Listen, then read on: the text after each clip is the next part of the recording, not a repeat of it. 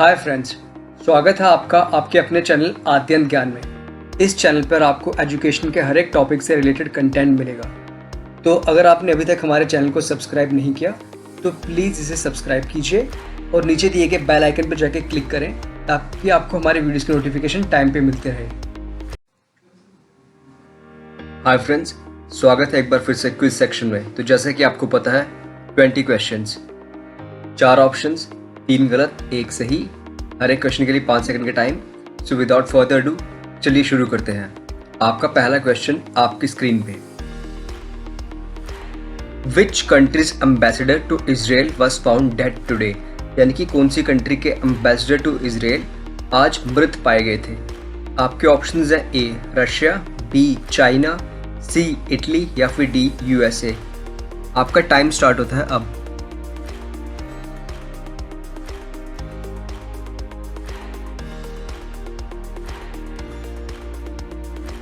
तो सही ऑप्शन है ऑप्शन बी चाइना। चाइना के जो एम्बेसडर थे टू इजराइल, डू वाई, आज अपने रूम में मृत पाए गए इजराइल की कैपिटल तेल अवीव में। डॉक्टर्स ने जो फॉरेंसिक इन्वेस्टिगेशन करके अभी बताया है इनिशियल रिपोर्ट्स में कि ड्यू टू कार्डियक अरेस्ट इनकी मृत्यु हुई है।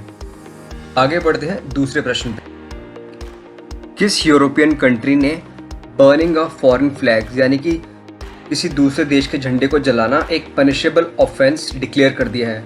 आपके ऑप्शंस हैं A Germany, B France, C Hungary या फिर डी पोलैंड। आपका समय शुरू होता है अब।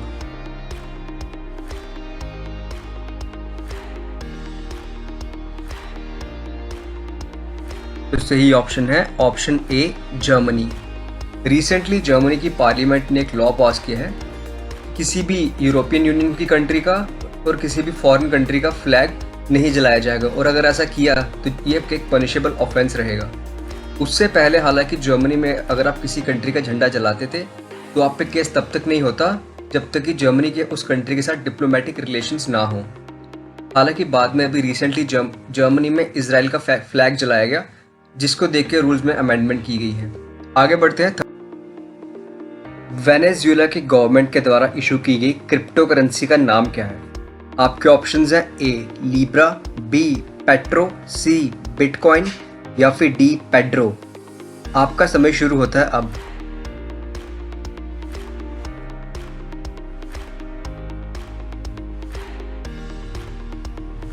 तो सही ऑप्शन है ऑप्शन बी पेट्रो। आपकी इन्फॉर्मेशन के लिए आपको बताते चले, वेनेजुएला की गवर्नमेंट दुनिया की पहली ऐसी गवर्नमेंट थी जिन्होंने ऑफिशियली अपनी क्रिप्टो करेंसी लॉन्च की थी। इस क्रिप्टो करेंसी को लॉन्च करने के पीछे प्राइमरीली रीज़न ये था क्योंकि उनकी खुद की जो करेंसी है बोलीवर, वो काफ़ी ज़्यादा डाउनग्रेड हो चुकी है। आपने नेट पे देखा भी होगा कि वेनेजुएला की जो करेंसी है लोग ट्रकों में भर भर के ले जा रहे हैं। तो उससे रिकवर करने के लिए उन्होंने पेट्रो करेंसी लॉन्च की थी। आपको ये भी बताते चलें कि वेनेजुएला दुनिया का सबसे बड़ा ऑयल प्रोड्यूसिंग नेशन है, और 2018 में वेनेजुएला ने इंडिया को ऑफर किया था, क्योंकि India one of the biggest importers है ऑयल का। तो इंडिया को ऑफर किया था कि आप जो भी ऑयल इम्पोर्ट करते हैं आप हमसे ऑयल इंपोर्ट करें, हम आपको 30% तेल सस्ता देंगे, बट आपको शर्त यह है कि हमें पेमेंट करनी होगी पेट्रो में। आगे बढ़ते हैं फोर्थ क्वेश्चन की तरफ। NDMA यानी कि नेशनल डिजास्टर मैनेजमेंट अथॉरिटी ने डेवलप किया है dash to facilitate movement of migrant workers. आपके ऑप्शंस है A NMIS, B Shramik portal, C migrant helpline या फिर डी श्रम पोर्टल। आपका समय शुरू होता है अब।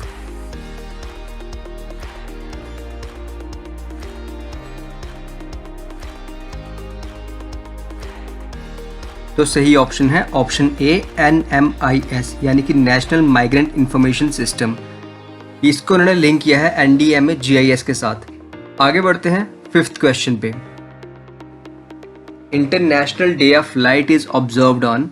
आपके ऑप्शंस हैं ए 16 मई, बी 17 मई, सी 18 मई या फिर डी 15 मई। आपका समय शुरू होता है अब।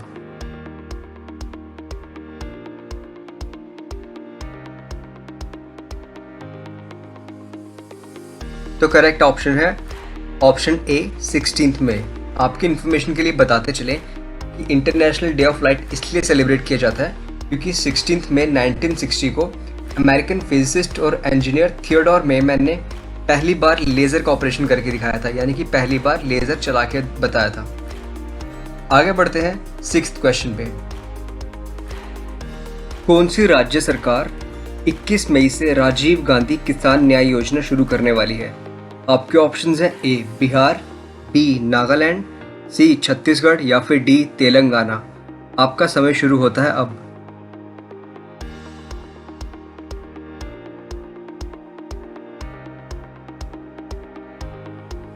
तो सही ऑप्शन है ऑप्शन सी छत्तीसगढ़।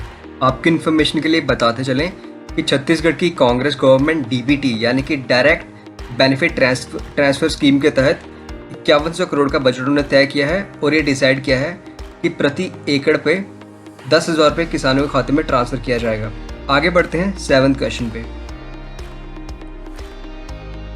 7 मई को किसने शपथ ली as 50th PM of Iraq? आपके ऑप्शंस हैं A Barham Salih, B Adnan al Zurfi, C Adil Abdul Mahdi या फिर डी मुस्तफ़ा अल खदीमी। आपका समय शुरू होता है अब।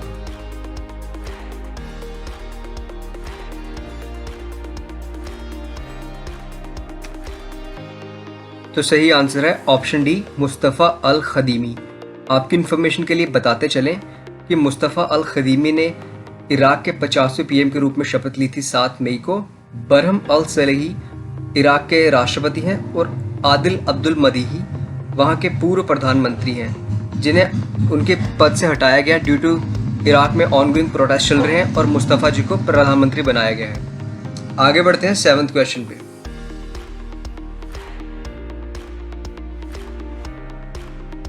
यूनिसेफ यानी कि यूनाइटेड नेशंस चिल्ड्रंस फंड की रिपोर्ट लॉस्ट एट होम के मुताबिक लार्जेस्ट नंबर ऑफ चिल्ड्रन जो डिस्प्लेस हुए थे वो हुए थे इन द ईयर।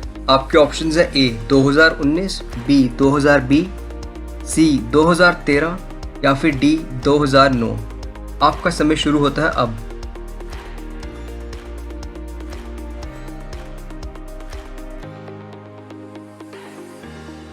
तो सही ऑप्शन है ऑप्शन ए 2019।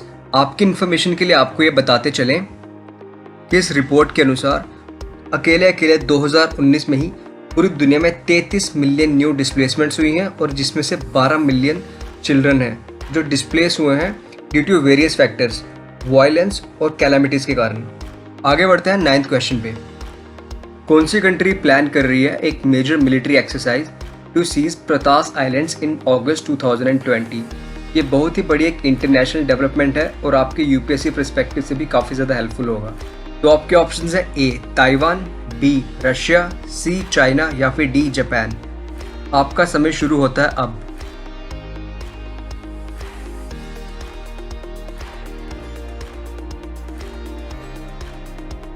तो सही ऑप्शन है ऑप्शन सी चाइना। तो आपकी इन्फॉर्मेशन के लिए आपको ये बता दें कि जो प्रतास आइलैंड्स हैं ये साउथ चाइना सी में ताइवान के कंट्रोल में आते हैं। ताइवान खुद भी एक आइलैंड नेशन है और आपको बता दें जो प्रतास आइलैंड्स हैं ये चाइनीज़ में डोंगशा आइलैंड भी कहा जाता है, ये अटॉल्स हैं और चाइना क्यों कंसीडर करता है ताइवान को चाइना का ही एक पार्ट। आपकी पता ही होगा आपको क्योंकि चाइना में 2 प्रकार की गवर्नमेंट है। एक तो चाइना जिसे हम जानते हैं यानी कि PRC People's Republic of China जो कि कम्युनिस्ट गवर्नमेंट चलाता है, और एक ताइवान जहाँ पे इन एग्जाइल चाइना की गवर्नमेंट चल रही थी, रिपब्लिक ऑफ चाइना वाली। तो चाइना कंसीडर करता है ताइवान को चाइना का ही एक पार्ट, ताइवान खुद को कंसीडर करता है एक इंडिपेंडेंट नेशन। तो चाइना का एक प्लान है कि ताइवान को वो एनेक्स कर देंगे और इसी प्लान पे आगे बढ़ते हुए उन्होंने ये प्लान किया हुआ कि अगस्त 2020 में वो ताइवान के प्रतास आइलैंड्स को एनेक्स कर देंगे। फिलहाल के लिए बहुत बड़ा मेजर इवेंट है क्योंकि यूएस इस समय ताइवान की पूरी सपोर्ट कर रहा है और चाइना के अगेंस्ट है। आगे बढ़ते हैं 10th क्वेश्चन पे। कौन सी यूरोपियन कंट्री ने डिसाइड कर दिया है कि वो अपने बॉर्डर्स ओपन कर देंगे आफ्टर मंथ्स ऑफ लॉकडाउन? आपके ऑप्शंस हैं A Italy, B Luxembourg, C Austria या फिर डी स्लोवेनिया। आपका समय शुरू होता है अब।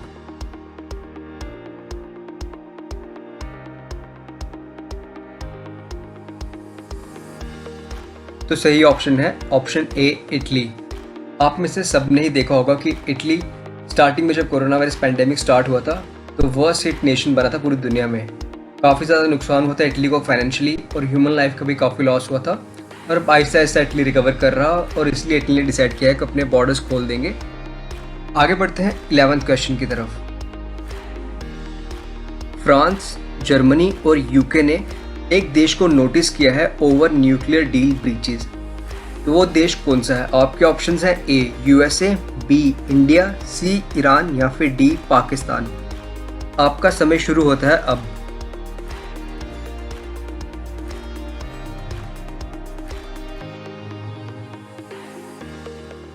तो सही ऑप्शन है ऑप्शन सी ईरान। आपकी इन्फॉर्मेशन के लिए आपको ये बताते चलें कि ईरान की न्यूक्लियर डील साइन हुई थी अक्टूबर 2015 में। उस टाइम पर चाइना ने बहुत ज़्यादा लॉबिंग की थी ईरान की, और उस समय के जो यूएस के प्रेसिडेंट थे बराक ओबामा, उन्होंने भी ईरान की काफ़ी सपोर्ट लेते हुए ये न्यूक्लियर डील साइन करवाई थी। पर जब 2017 में डोनाल्ड ट्रंप पावर में आए, उन्होंने कहा कि हमारे इन्वेस्टिगेशन से पता चला है कि ईरान इस न्यूक्लियर डील का मिसयूज़ कर रहा है और वो यूज़ कर रहा है न्यूक्लियर प्रोफिलिट्रेशन फॉर मेकिंग वेपन्स। इसके बाद यूएस ने इस डील से खुद को विड्रॉ कर लिया, और अभी रिसेंटली फ्रांस, जर्मनी और यूके ने भी ईरान को नोटिस दिया है फॉर न्यूक्लियर डील ब्रीचेस। आगे बढ़ते हैं 12th क्वेश्चन पे। फ्रेंच पुलिस ने रिसेंटली अरेस्ट किया है एक 84 ईयर ओल्ड मिलियनेयर को, जो कि अक्यूज है फाइनेंसिंग द डैश जेनोसाइड। आपके ऑप्शंस है ए आयरिश, बी रवांडन, सी आर्मेनियन या फिर डी ग्रीक। आपका समय शुरू होता है अब।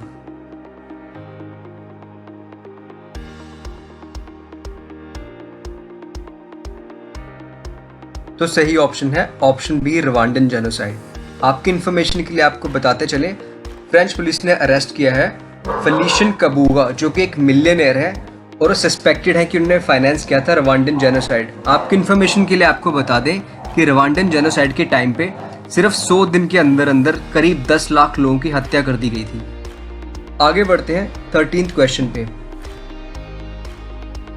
किसने डेवलप करे हैं next generation biodegradable metal implants? आपके ऑप्शंस है A R I, B SCTI MST, C ARCI या फिर D both B and C. आपका समय शुरू होता है अब।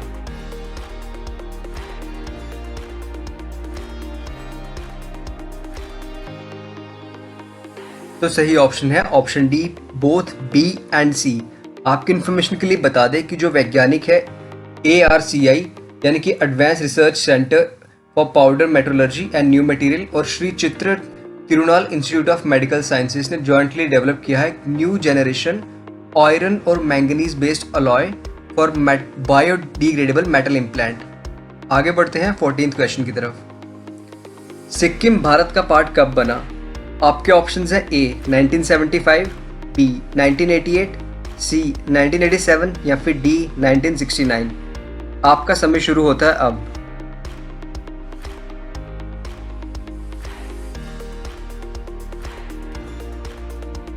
तो सही ऑप्शन है ऑप्शन ए 1975। 16 मई 1975 को सिक्किम इंडिया की 22nd स्टेट बना था। आगे बढ़ते हैं 15th क्वेश्चन पे। As per the Indian constitution right to property is, यानी कि भारतीय संविधान के अनुसार राइट टू प्रॉपर्टी है। आपके ऑप्शंस है A fundamental right, B human right, C legal right या फिर डी नेचुरल राइट। तो आपका समय शुरू होता है अब।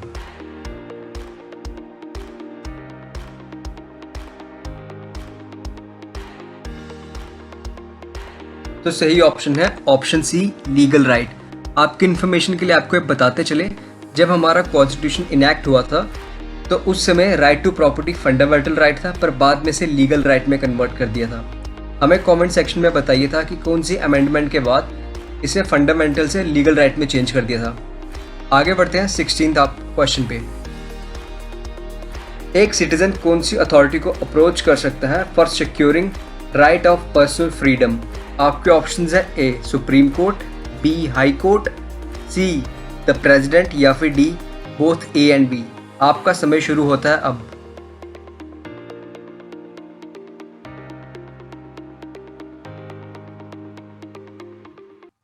तो सही ऑप्शन है option D both A and B, यानी कि बोथ सुप्रीम कोर्ट और हाई कोर्ट। आगे बढ़ते हैं 17th क्वेश्चन की तरफ। कौन से घोड़े ने वर्चुअल ग्रैंड नेशनल 2020 जीता है? आपके ऑप्शंस हैं ए टाइगर्स रोल, बी हॉन्कर्स, सी पॉटर्स कॉर्नर या फिर डी ट्रिपल एज। आपका समय शुरू होता है अब।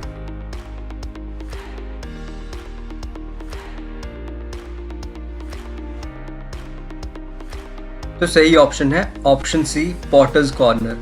आपकी इन्फॉर्मेशन के लिए बता दें कि ग्रैंड नेशनल एक एनुअल स्पोर्टिंग इवेंट है घुड़दौड़ का, जो कि इंग्लैंड में होता है। इस साल भी ये होना था, but due to corona virus ये हो नहीं पाया, तो वर्चुअली कंडक्ट किया, जिसमें कंप्यूटर जनरेटेड हॉर्स रेसिंग हुई और जिसे जीता है पॉटर्स कॉर्नर नाम के एक घोड़े ने, जो कि एक CGI यानी कंप्यूटर जनरेटेड घोड़ा था। पिछली बार जो घोड़ा जीता था, जो रियल इवेंट हुआ था, वो जीता था टाइगर्स रोल ने। आगे बढ़ते हैं 18th क्वेश्चन पे। टैंक के पहले प्रोटोटाइप का क्या नाम था? आपके ऑप्शंस है A Big Shawn, B Little Willie, C Dragon या फिर डी पेट्रियट। आपका समय शुरू होता है अब।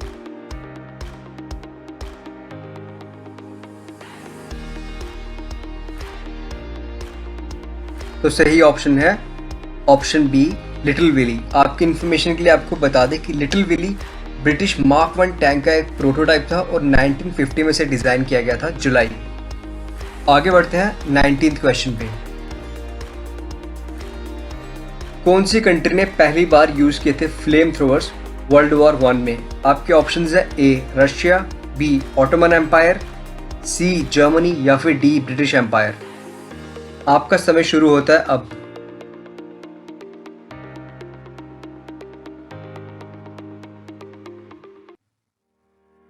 तो सही ऑप्शन है ऑप्शन सी जर्मनी। तो जर्मनी ने पहली बार फ्लेम थ्रोअर का यूज किया था वर्ल्ड वॉर 1 में अगेंस्ट फ्रांस ऑन 26 फरवरी 1915। आगे बढ़ते हैं आज के लास्ट 20th क्वेश्चन पे। किस कंट्री ने सबसे पहले इंटरसेप्ट किया था जिमरमैन टेलीग्राम को? आपके ऑप्शंस है ए USA, बी फ्रांस, सी ग्रेट ब्रिटेन या फिर डी कनाडा। आपका समय शुरू होता है अब।